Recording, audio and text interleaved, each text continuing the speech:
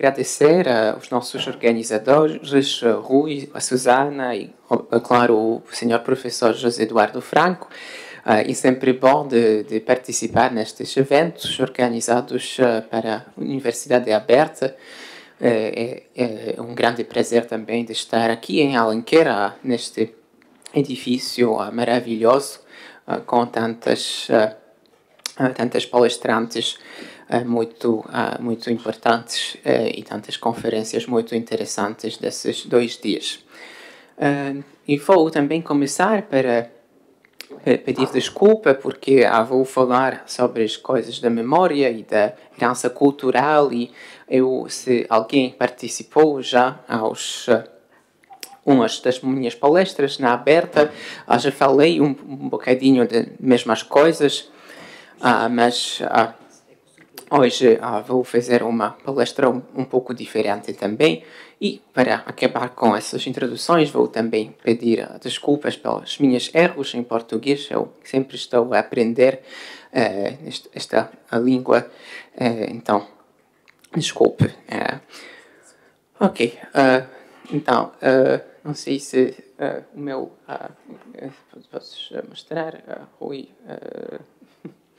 Ok, só um momento. Então... Ok, então, esta palestra de hoje é baseado sobre alguns capítulos do meu livro, que vai ser publicada em março, que é baseado sobre o meu doutoramento, e o título é As Intersecções entre Direito e Memória influenciam as percepções sobre o passado. Que na minha pesquisa, em geral, eu faço as pesquisas interdisciplinares, mas eles sempre ligam o direito, que eu sou jurista, com a memória, e isto é, a memória coletiva. Então, vou começar para explicar este tema, porque eu sei que não toda a gente conhece a expressão de o que é memória coletiva. Então, memória coletiva é um tipo de memória social, uma ideia que foi introduzida na sociologia pelo Maurice Halbwachs, um dos pais da sociologia, um francês no início do século XX, que escreveu alguns livros sobre o sujeito da memória coletiva.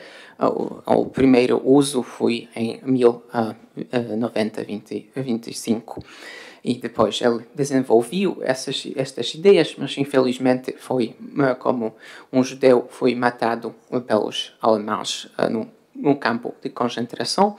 Depois as suas ideias foram um pouco esquecidas até os anos 80, onde temos uma renascença do termo, da expressão memória coletiva, e hoje em dia é muito usado, mesmo se fala de memory boom nos estudos das ciências sociais, mas também de humanidades, e mesmo existe uma disciplina, podemos dizer, que se chama Memory Studies.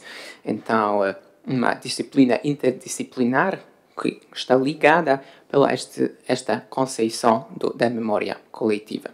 Então, como é que podemos definir a memória coletiva? Temos muitas definições, mesmo eu, no meu livro, eu proponho uma outra da perspectiva mais jurídica, mas eles estão todos ligados, mais ou menos, nessa ideia principal que alguns de nossas memórias não são só individuais. São as memórias influenciadas pela sociedade, porque cada de nós participa nos vários grupos, da família, da religião, mesmo nós, nesses 2 dias, nessa conferência. Então, por exemplo, nós todos que participamos desta conferência vamos ter memórias particulares desta conferência que os nossos colegas que não participaram não vão ter, e também nós hoje vamos ter as memórias coletivas que as pessoas que participaram ontem, mas hoje não são conosco, não vão ter. E o problema principal com a memória coletiva é que essas memórias são muito influenciadas e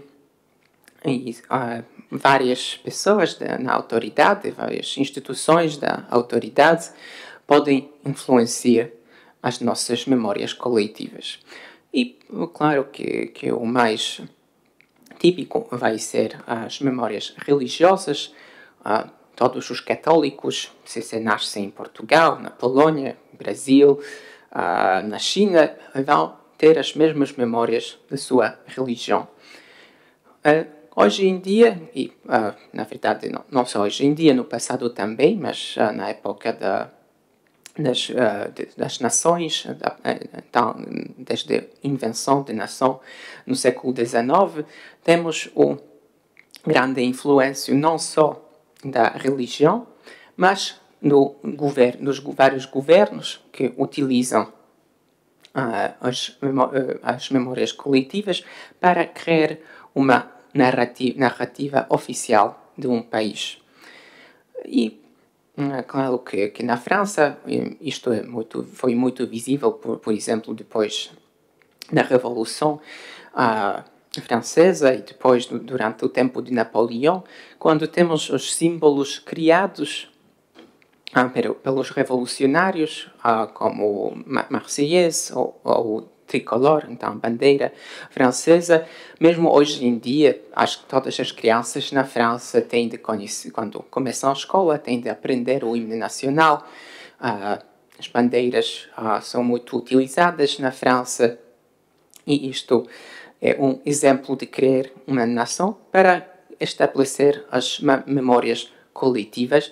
E normalmente a gente não se pergunta sobre o que exatamente o hino nacional da França é, mesmo que é uma canção muito particular entre os outros hinos nacionais, por exemplo. Mesma coisa nos Estados Unidos, mesmo até a caricatura, todos conhecemos essas utilizações da bandeira americana nos todos os produtos possíveis, nos casacos, malas e não só. Mas isto também influencia essas percepções sobre o passado. E também desde o fim do século XIX, em particular, o direito é o instrumento que é utilizado pelos governos para introduzir vários mecanismos, várias instituições que vão influenciar as nossas percepções sobre o passado. Como Durkheim disse, que Emil Durkheim, o avô da sociologia, podemos dizer, ele já também falou um bocadinho sobre esses problemas e ele já observou no fim do século XIX que o lei está a prender o prazo da religião, porque o lei hoje em dia organiza os rituais sociais. Antes, na Idade Média, mas mesmo no início da modernidade, foi a religião que organizou a vida social. Mas desde o fim da industrialização, fim do século XIX, a lei tem este prazo que organiza a nossa vida. Os dias feriados são um bom exemplo disto. Porque dias feriados podem ser ligados à religião, temos Natal, Páscoa, mas temos também muitos dias feriados que são seculares e eram criados para a lei. Por exemplo, em Portugal, 25 de abril, muitos países celebram o Dia da Independência. E não só. E mesmo hoje em dia, os dias religiosos são feriados porque a lei cria-les como um dia feriado. No Iugoslávia comunista, por exemplo, o Natal não foi o dia feriado. Eles criaram um novo dia no fim de ano, quando se celebrou o aniversário do Tito, o ditador jugoslaviano. Então, esta rola do lei começa a ser muito visível no século XX. E claro que temos os totalitarismos, os sistemas totalitários que utilizam muito esses instrumentos jurídicos, mas também a democracia, várias democracias, como eu já remarquei, utilizam. E vou falar sobre os casos práticos mais no fim da minha conferência, mas só para utilizar este exemplo que é muito visível, temos nomes da rua ou monumentos na cada cidade que são regulados pela lei, mas na verdade são os políticos que escolhem os nomes. Por exemplo, temos um grande escândalo, um grande debate na Barcelona na última semana, quando a Câmara Municipal decidiu de mudar os nomes da rua, que eram dos santos católicos, e para mudar-lhes para os nomes seculares das revolucionários feministas. E isto é muito visível nesses momentos da mudança, mas também da vida do dia a dia, como neste exemplo de Barcelona. Passando ao outro pensador, outro filósofo, quando falamos dessas ligações entre o poder e memória e lei, o outro filósofo que remarcou em particular sobre essas ligações foi Michel Foucault, que observou como que De Gaulle criou esse mito da França resistente durante a Segunda Guerra Mundial.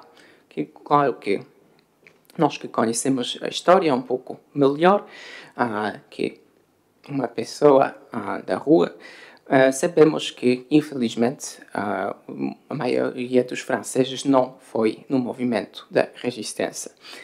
Mas De Gaulle, quando começou a estar presidente, criou essa grande narrativa de França resistente que foi utilizado como narrativa, e mesmo até hoje, na verdade, é utilizado pela França como a sua narrativa oficial da Segunda Guerra Mundial.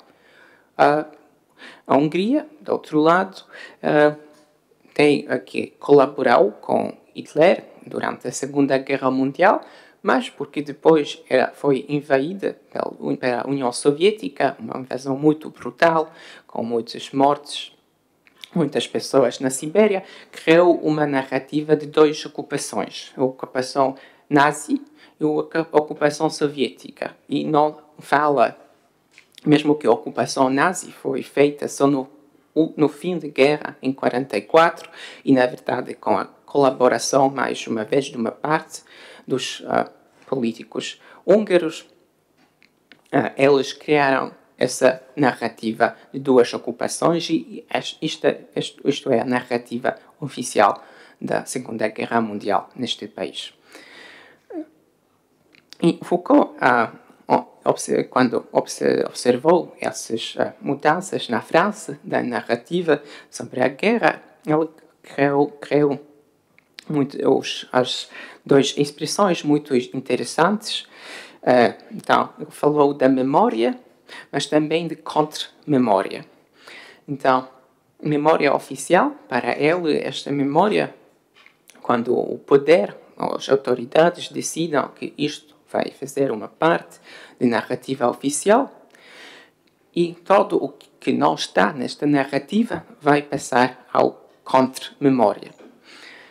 As contra-memórias podemos falar, claro, na cada situação, porque não é possível de se lembrar de tudo, mas é muito visível sobre as memórias entre as várias minoridades de cada país. Normalmente celebra-se aos dias os heróis da majoridade, e no mesmo momento temos essas contra-memórias das várias minoridades que não são celebrados. Claro, hoje em dia isto se muda, todos celebramos do movimento Black Lives Matter nos Estados Unidos, que começou a tirar vários monumentos que eles pensaram que não não se, que são dos heróis que não eram heróis verdadeiros e eles queriam que suas memórias de escravidão, de luta para a emancipação, são também incluídos na narrativa oficial. Não, como é que fazer e o que direitos humanos vão com isto? Então, não temos o direito à memória nos direitos humanos como um direito classificado, mas hoje em dia podemos encontrar várias formas do direito à memória nos diferentes convenções internacionais. Por exemplo, e vai ser uma vez mais o mais visível quando vamos falar da herança cultural, e também o professor Luís falou ontem dessas proteções que damos muito particulares à herança cultural, que de vez em quando damos mesmo o nível universal da humanidade. Então, mas, enfim, como o senhor professor Luís já observou, mas quem decide, enfim, decidem os vários governos nacionalistas que escolhem os lugares particulares como esses lugares de herança cultural com potencial de ser herança universal da humanidade. Mas nós temos também várias convenções, temos também a herança imaterial cultural, então várias tradições, mesmo dieta mediterrânea, por exemplo, Portugal com alguns outros países tem isto protegido como herança imaterial. Também no Portugal, fado ou canto alentejano são também na lista do património mundial imaterial da humanidade e alguns outros. Outro documento onde talvez essa proteção da memória é o mais visível é a Declaração dos Direitos dos Povos Indígenas de 2007, onde é escrito que os povos indígenas têm o direito à proteção de tradições, não só de particulares tradições, como na lista da herança imaterial, mas de todas as tradições, de língua, então vários elementos do que podemos dizer é memória coletiva.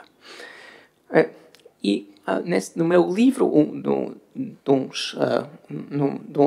dos capítulos, eu proponho um exercício mental e pergunto como é que podemos imaginar o direito para a memória.